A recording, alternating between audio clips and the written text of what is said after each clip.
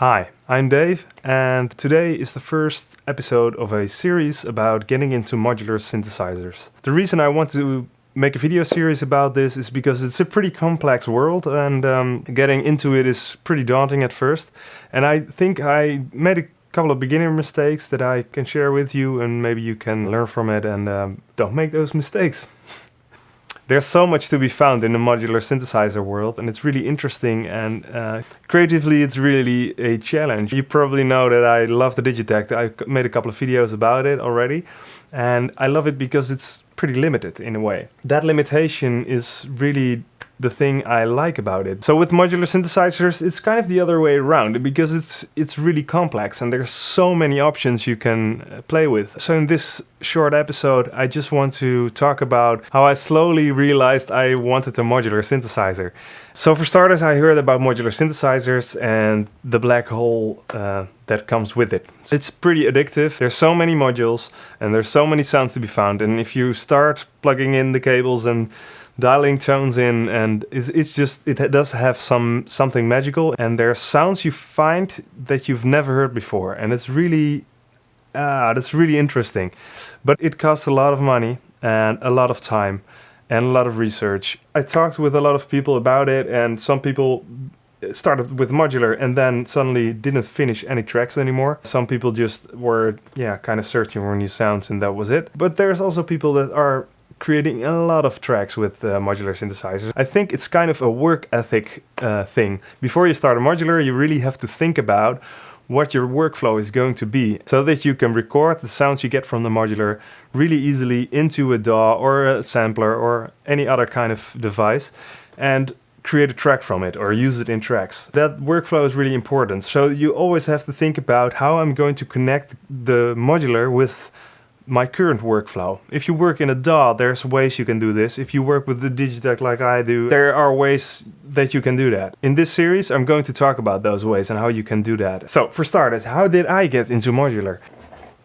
It all started out with this thing. This is the MFB Dominion 1. I really love this synthesizer. It does have frequency modulation, ring modulation, so many modulation options. You can route a lot of sources to different destinations. So it also has a really big patch bay. This is a really great tool to connect to a modular. I can dive in this thing and be gone for hours. The sound is crazy good. So I love this thing. I learned so much more about synthesis on this thing within a year than I did for years in a DAW. After a year of use, I thought, well, I could connect a tiny modular with only a few effects in it. So I bought the Doepfer beauty case. And it's a really tiny case. It fitted 2 modules in there. It was clouds and rings. Okay, I'm gonna put this away for a second.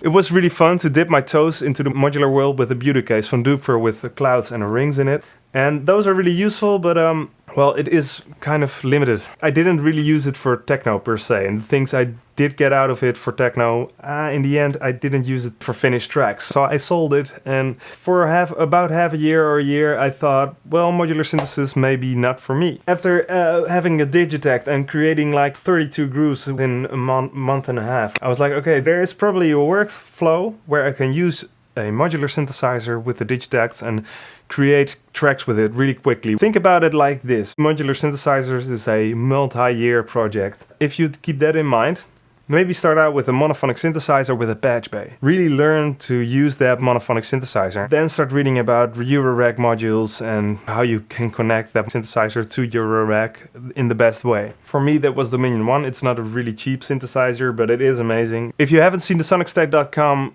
review, I'll leave a link in the description. It's an incredible review, and it is one of the reasons I bought the thing. In the next episode, I'm going to talk about the Digitakt and modular synthesizers. There's a really cool way to implement your Digitakt within the modular world. So, to conclude, before you get into modular synthesizers, think about your current workflow and think about how a modular can fit in there and how you can fit it in there.